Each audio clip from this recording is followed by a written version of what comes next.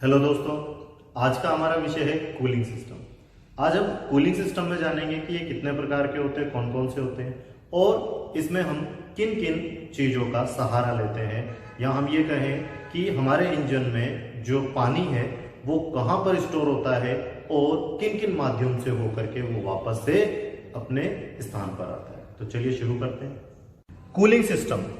Cooling system को समझने से पहले हम ये जानते हैं कि कूलिंग सिस्टम कितने प्रकार के होते हैं। तो देखिए, कूलिंग सिस्टम साधारणतः आपके दो प्रकार के होते हैं, डायरेक्ट कूलिंग सिस्टम और indirect cooling system.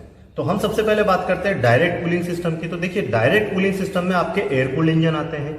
Air cooled engine जितने भी आपके प्रकार के हैं, जिसमें हम भी क्या करते हैं, दो तरीके के एयर कूल्ड इंजन काम में लेते हैं। एक तो सीधा, जिनका संबंध क्या किया जाता है, हवा से करवा दिया जाता है। जैसे कि आपके जो टू व्हीलर बाइक्स होती हैं, इनमें क्या होता है, हवा जो होती है, जैसे ये जो आप इंजन देख रहे हैं सामने, तो इसमें हवा जो होती है वो सीधा आकर के क्या करती है, हमारे सिलेंडर हेड से और ब्लॉक के संपर्क में आती है, इनसे टकराती है। तो हवा जो है यहां से गर्मी लेकर के सिलेंडर हेड की, ब्लॉक की, और वापस से वायुमंडल में चली जाती है। तो इसमें हवा जो है वो सीधा वायुमंडल से मिल रही है। इसके अलावा हम एक और दूसरे प्रकार का जो है काम में लेते हैं, जिसमें ब्लोअर प्रयोग में लिया जाता है। और ये जो ब्लोअर होता है, यह अपनी ताकत से हवा को खींच करके और इंजन तक उसमें पहुंचाया जाता है, जिसके लिए हम लोग क्या करते हैं कि एक शराउड बनाया जाता है। जैसे कि हम लोग एसी में डक्टिंग करवाते हैं, आप लोगों ने देखा होगा कि जो घर होते हैं उसमें बड़े बड़े कूलर जो होते हैं, तो उसके लिए ऑफिसों में डक्टिंग कर दी जाती है। उसी तरीके से हम लोग जो है इंजन में भी एक डक्टिंग का प्रयोग करते हैं, जो कि क्या करता है, इसी तरीके से हवा को नीचे से उठाता है जहां पर हम ब्लोअर लगाते हैं, और उससे फिर जहां हमारा इंजन है उसके ऊपर यह हवा फेंकता है। इस तरीके के इंजन ऐसी जगह काम में लिए जाते हैं जहां पर उन्हें आगे की तरफ डिजाइन करना मुश्किल होता है, उन्हें छुपाना पड़ता है। जिस प्रकार आपकी स्कूटी उदाहरण के तौर पर, या फिर हम बात करें आपका स्कूटर। तो यहां आप लोग देखिए, एक स्कूटी का इंजन आप देख रहे हैं, ये हमने काटा हुआ है। यहाँ पर ये कट मॉडल है आपकी स्कूटी का, जिसमें आप देख रहे हैं कि इसमें एक मैग्नेटो यहां पर लगा हुआ है। ये जो हिस्सा है ये आपका मैग्नेटो है, देखिएगा ये हिस्सा मैग्नेटो, और मैग्नेटो के ऊपर ही क्या लगाया गया, हम लोगों ने ये फिन्स जो है ये यहाँ पर लगा दी है। और फिन्सों को लगाने के बाद यहाँ पर हम लोगों ने क्या है, ये शराउड बना दिया है। ये आपका शराउड कहलाता है, जो कि आप देख रहे हैं कि प्लास्टिक का ये कवर होता है। अब जब यहाँ से ये पंखा चलेगा तो हवा जो है वो इस हिस्से में क्या किया जाएगा, इसे फेंका जाएगा, और इस हिस्से को हम क्या करते हैं, पीछे तक कवर करते हैं, ताकि हवा जो है ये पूरे सिलेंडर के चारों तरफ क्या होती रहे, घूम सके। लेकिन हम अगर बात करें बाइकों में, तो देखिए वहां पर इस तरीके का श्राउड नहीं लगाया जाता, लेकिन वहां काम में ली जाती है डक्टिंग। तो चलिए ये डक्टिंग भी देखते हैं हम लोग। तो यहाँ पर आप देख रहे हैं इस इंजन पर जो ये रबड़ के लगाए हुए हैं, या फिर हम ये कहें कि ये जो ब्लॉक यहाँ पर बनाए हुए हैं, यही आपके क्या कहलाते हैं, डक्टिंग के नाम से जानी जाती है। और ये डक्टिंग इसीलिए लगाई जाती है ताकि यहाँ पर जो हवा है, ये इस तरीके से डक्टिंग इसके अंदर लगी होती है कि हवा जो सामने से आए तो वो सीधी यहाँ से बाहर ना निकले, वो कुछ समय के लिए यहाँ रुके, रुकने के बाद रिवर्स होकर के क्या हो, वापस से आगे की तरफ जाए। तो हवा जितने समय तक क्या रहेगी, हमारे इंजन के संपर्क में रहेगी, यह उतना ही ज्यादा क्या चलेगा, ठंडा चलेगा। तो इस तरीके का जो सिस्टम होता है ये डायरेक्ट कूलिंग सिस्टम कहलाता है, क्योंकि इसमें हवा जो होती है ये सीधा वायुमंडल से क्या करता है, इसके संपर्क में आता है, इंजन की गर्मी लेता है और सीधा वापस वायुमंडल में मिल जाता है। इसीलिए हम इस तरीके के इंजन को डायरेक्ट कूलिंग सिस्टम के नाम से जानते हैं। इसके अलावा एक इमेज भी हम लोग देखते हैं, जिसमें आप देखेंगे कि मल्टी सिलेंडर इंजन जो होते हैं इनमें भी ब्लोअर प्रयोग में लिए जाते हैं। तो चलिए ये ब्लोअर भी देखते हैं हम लोग। तो यहां आप देख रहे हैं ब्लोअर आपके सामने है। इस ब्लोअर में जो है आप देखेंगे कि इसे इंजन की फैन बेल्ट के द्वारा चलाया गया है, जिसमें यहाँ जो क्रैंक शाफ्ट आपको दिखाई दे रही है यह इस ब्लोअर को चला रही है। और इस ब्लोअर को आप देख रहे हैं कि इसे भी क्या किया गया, चारों तरफ से कवर किया गया है।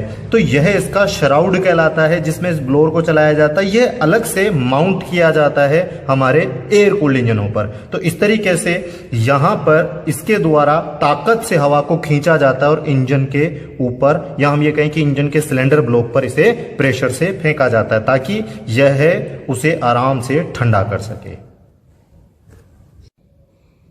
इसके बाद हम बात करते हैं इसके दूसरे प्रकार की, जो कि होता है इनडायरेक्ट कूलिंग सिस्टम। तो देखिए आज के समय में इनडायरेक्ट कूलिंग सिस्टम जो है वो हम वाटर कूलिंग सिस्टम के नाम से उसको जानते हैं। वाटर कूलिंग सिस्टम में जो हम एक वाटर पंप का प्रयोग करते हैं, इसको आप फोर्स फीड पंप सिस्टम भी हम इसे कह सकते हैं, क्योंकि इसके अंदर ताकत के लिए, फोर्स के लिए हम क्या करते हैं, एक पंप का प्रयोग करते हैं जो रेडिएटर से पानी को खींच करके हमारे सिलेंडर ब्लॉक में इसे ताकत से भेजता है। उसके बाद यह पानी जो है हमारे आउटलेट से होता हुआ जो रेडिएटर है इसमें अपर टैंक में वापस से आ जाता है। तो इस तरीके से यह जो पानी है यह इस तरीके से सर्कुलेशन करता है। आज के समय में इस तरीके से काम में लिया जा रहा है, लेकिन स्टार्टिंग की अगर हम बात करें, जब ये शुरुआत हुई थी तो उस समय हम इस तरीके का जो कूलिंग सिस्टम है ये काम में नहीं लेते थे। उस समय हम काम में लेते थे थर्मोसाइफन। तो चलिए थर्मोसाइफन भी देखते हैं और उसे समझते हैं कि ये किस तरीके से काम करता था। यहाँ इमेज में जो आप देख रहे हैं ये थर्मोसाइफन सिस्टम यहाँ पर प्रदर्शित किया गया है। तो थर्मोसाइफन सिस्टम को समझने से पहले हम ये जानते हैं कि ये किस सिद्धांत पे कार्य करता है। तो देखिए यह आपके पानी के अपेक्षित घनत्व के सिद्धांत पर कार्य करता है। पानी का अपेक्षित घनत्व के सिद्धांत से यहाँ पर हमारा जो अभिप्राय है वो ये है कि इसमें जो ठंडा पानी होता है वो क्या होता है, भारी होता है वजन में, लेकिन हल्का गर्म हो जाने पर क्या हो जाता है, वो हल्का हो जाता है। तो जिसकी वजह से क्या होता था कि हमारा इंजन जो काम करता था इसके अंदर, चूंकि हमें पता है कि ये हीट इंजन है, तो यहां पर ऊष्मा उत्पन्न होती है और ऊष्मा के कारण क्या होता है, यहां पर पानी गर्म होता है। तो जैसे ही यहां पर पानी गर्म हो जाता था तो क्या किया जाता था, जो ठंडा पानी होता था उसका प्रेशर, उसका वजन ज्यादा हो जाता था, जिसकी वजह से वो अपनी ताकत से गर्म पानी को ऊपर की तरफ धकेलता था और आउटलेट से होता हुआ वापस रेडिएटर में डाल देता था। लेकिन इस सिस्टम की एक सबसे बड़ी खामी यह थी कि उसके लिए हमें सबसे बड़ा रेडिएटर लगाना पड़ता था, मतलब इंजन से बड़ा रेडिएटर लगाना पड़ता था। पानी को इसमें हर समय भर के रखना पड़ता था। तीसरी बात अगर हम करें तो डिजाइन में मुश्किल हो जाती थी, क्योंकि अगर इस सिस्टम में हम क्या नहीं कर सकते थे, इंजन के पीछे रेडिएटर को नहीं छुपा सकते थे, रेडिएटर को सामने ही रखना पड़ता था, जिसकी वजह से डिजाइन में काफी कठिनाई होती थी। अगर इसके बाद हम बात करें चौथी, तो कूलिंग जो सिस्टम था वो फेल हो जाता था यदि पानी का लेवल इसमें क्या रह जाता था, कम रह जाता था, और यह ज्यादा स्पीड पर भी कार्य नहीं कर पाता था।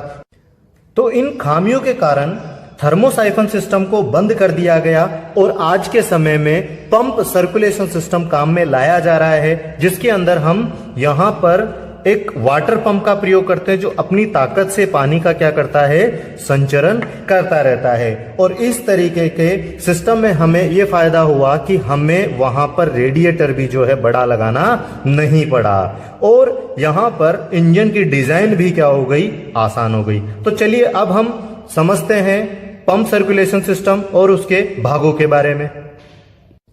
तो इस इमेज में आप जो कूलिंग सिस्टम देखेंगे यह एक साधारण कूलिंग सिस्टम है जो कि सामान्यतः हर गाड़ियों में काम में लिया जाता था, लेकिन आज के समय में इसमें कुछ और भी बदलाव किए गए हैं। तो पहले हम इनके पार्ट्सों के बारे में जानते हैं और इसे हम देखेंगे भी।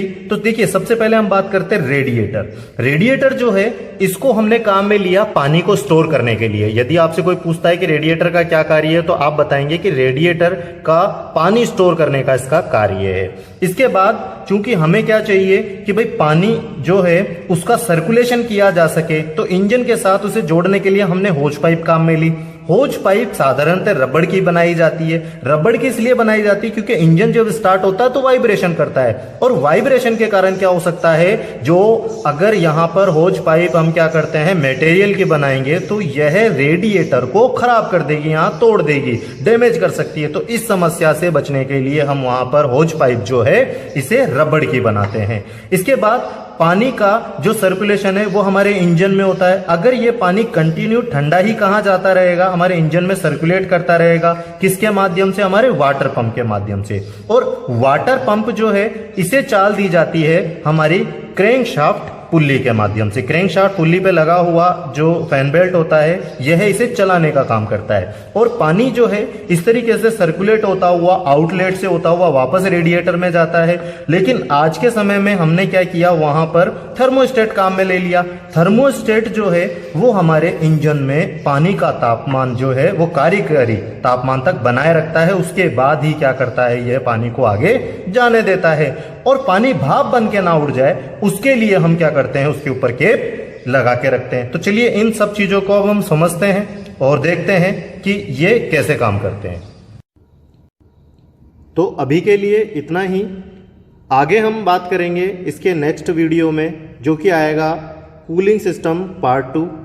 और आप लोगों के लिए अंत में एक सवाल, आपको ये बताना है कि जो थर्मोसाइफन सिस्टम है वो किस तरीके से काम करता है। आशा करता हूँ मेरे द्वारा दी गई जानकारी से आप संतुष्ट होंगे। धन्यवाद।